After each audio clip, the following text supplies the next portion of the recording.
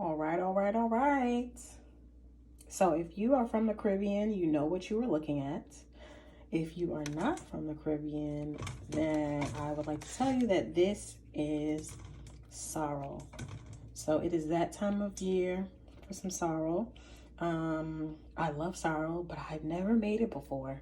So I found this at my local market and I said, you know what? I'm going to try to make some sorrel. So these are fresh sorrel.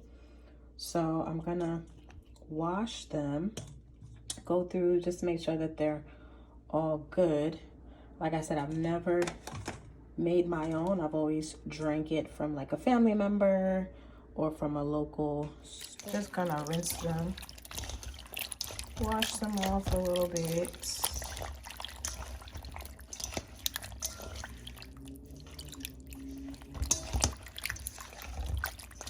These are gonna boil down and cook down more, but I just want to get some top dirt off of it before I start. All right, so I am not going to grate up my ginger. I'm gonna blend it. So I'm gonna take the shortcut. So all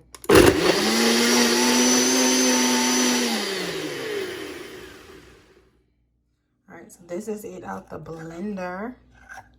I do have a couple big chunks and I'm not gonna blend it anymore because it's really broken down enough.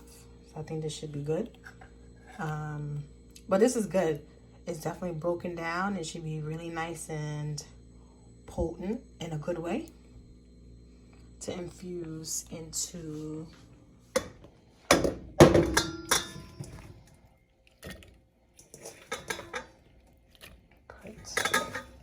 my sorrel in the pot. I'm gonna throw in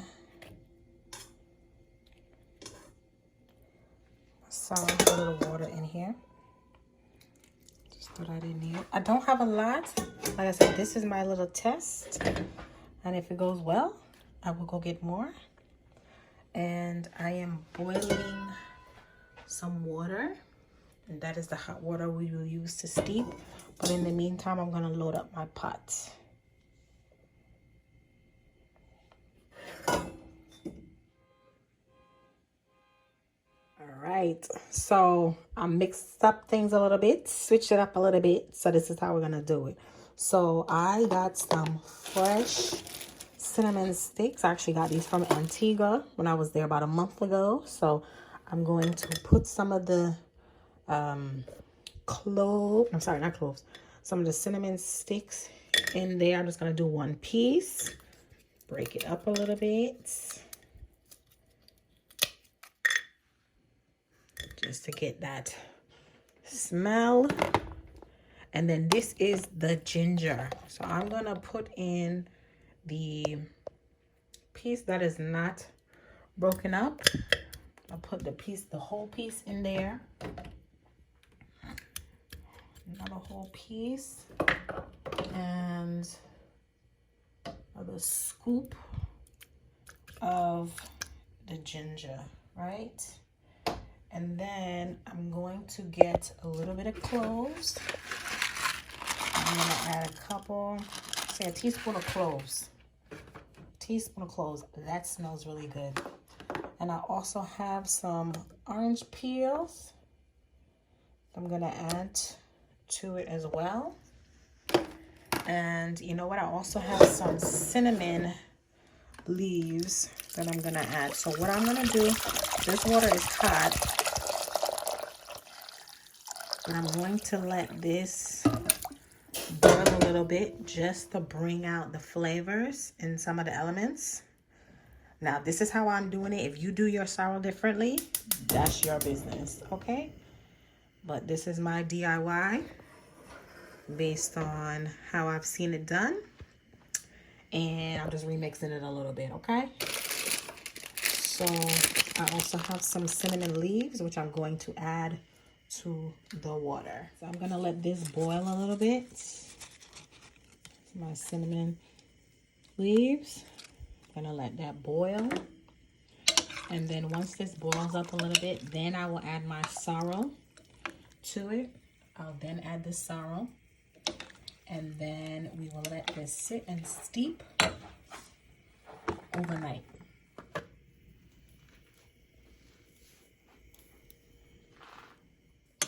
All right, so it's boiled over. I turned off the water. I took out the cinnamon sticks, and I'm pulling out a little bit of the cloves. I tasted the water. It's definitely very spicy, which I think is the ginger, which is not bad. I think also because it's hot. So I think once you add in the sorrel and it steeps all together, it'll definitely combine the flavors nicely. This is the ginger. So I'm gonna add, the fire's off. I'm adding in the sorrel.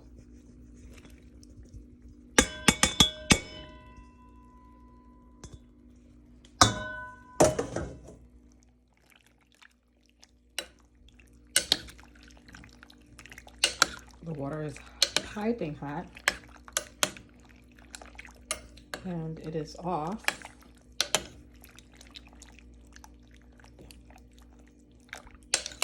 But you can see the color's already turning, and it's gonna get even deeper in color.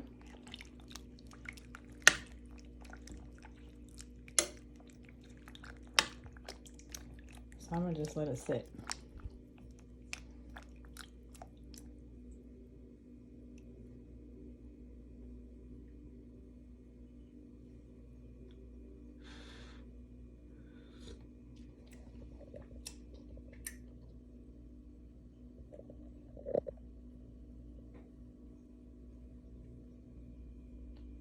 All right, so you can see the smoke coming off. It's still hot. I'm going to let this sit and steep for the rest of the night, into tomorrow. I probably won't even touch it tomorrow. I'm just gonna put this in the fridge at the end of the night so that it can just cool and sit and stay fresh in the refrigerator, and let this steep. You can kind of think of this like wine. Like the longer wine sits, the more fermented and stronger it becomes. This will not have like an alcohol feel. You can add alcohol, wine, rum, wine, or whatever after. But the longer this sits, the thicker it'll get, the richer it'll get. So I'm just going to let this sit and cool and steep. All right, so this is maybe 3 days later, and this is what everything looks like. You can definitely see the sorrel has a nice rich color to it. So I'm gonna do this differently, right? So traditionally, this is where we would almost end. We would strain the sorrel, we would add rum, all the things, right?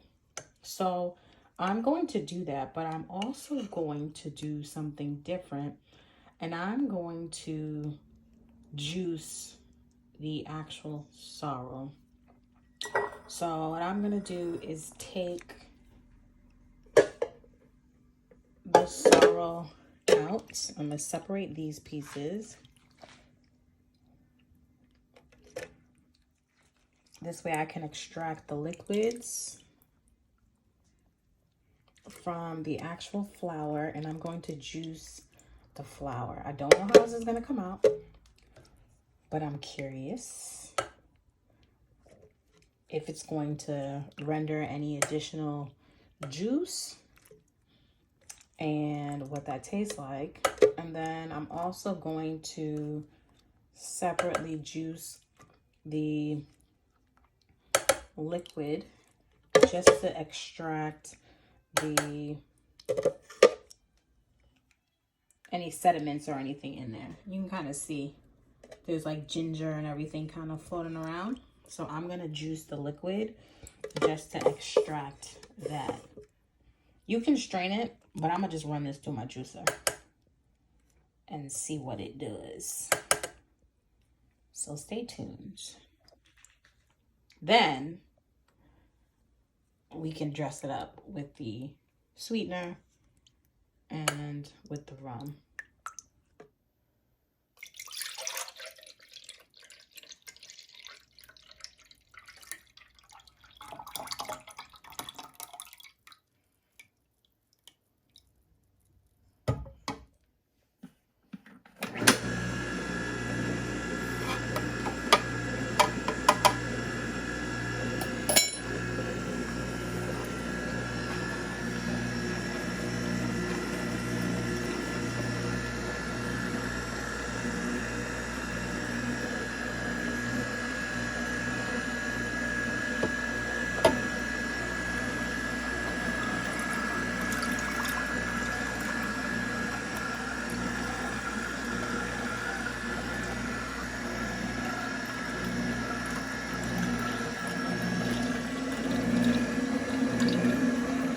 Alright, so I will say that works. It's definitely cleaner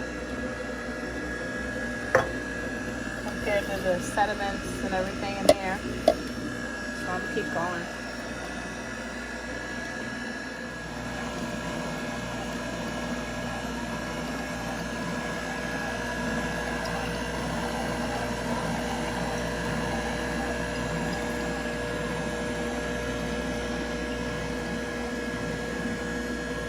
Only tip is to make sure you pull everything out. If you're going to try this, make sure you pull everything out, because I caught a piece of the cinnamon bark and I don't know how that would break down in my nama, so I'm glad I caught that.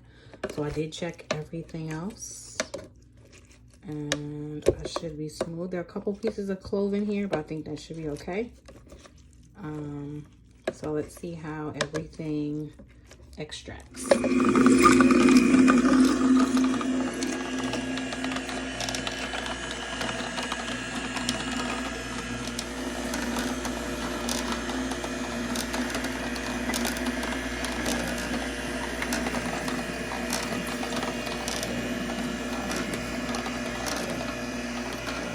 So it did not produce as much as I thought it would, but it definitely did produce something.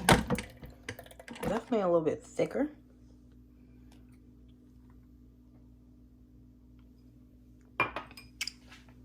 Thicker to the taste. Thicker texture, and it's definitely more tart. So this is the sorrel. This is the flower juiced. It's definitely more tart.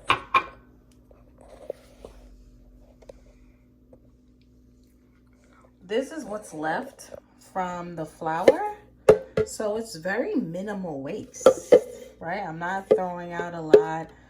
You know, I didn't have to strain it by hand and squeeze it with the bag. Now, thankfully, I didn't have to do that. I think it came out really smooth. And I could run it through the machine again to get it even purer, but I think this is good. So now I have the red label wine and the rays. So now I'm going to sweeten it and sauce it up with the sauce. So traditionally you use brown sugar to sweeten it. All right, so I use brown sugar, babe.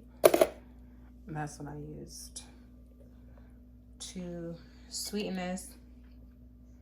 And I made a side batch where I added a couple splashes of the red label and a couple splashes of the overproof. This right here, it's a word for the people. All right. So I got about 32 ounces across these 3 jars. This is the sweetened without alcohol, right? This one might lay you out. And this one is super tart. And this is the flour itself juiced down. Now, I did not add any sweeteners or alcohol, rum to this one. I want to see how these taste tomorrow, over the next couple days also, with the sugar kind of broken down. You can see the sugars down there. So I want to see how the flavor shifts once that dissolves more. So I might add some more of this to it to balance things out. But I am actually very pleased for my first round. So I'm going to get some pimento seeds so that I can store these for longer term. I don't really plan on drinking them crazy, consuming it that much. I just want to get some pimento seeds to keep it. And I do have another batch of sorrel that I need to make. So I think I'm going to let that ferment even longer. So I'll definitely need the pimento seeds. So I will try this again. But I am very proud of my first try, my first attempt.